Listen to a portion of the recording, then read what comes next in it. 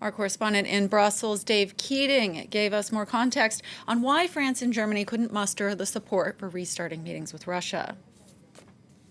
We knew that this idea was unpopular with many Central and Eastern European leaders. They said that as they were coming into the summit yesterday. But I think the complete rejection of the idea is a bit of a surprise, because usually when France and Germany propose something, it is at least given very careful consideration.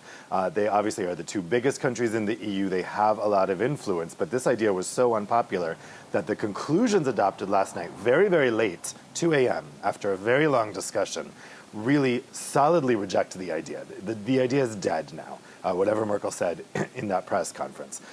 Now, what's interesting here is these conclusions are essentially the exact opposite of the Biden-Putin summit. They're not really calling for dialogue. They're not calling for more stability.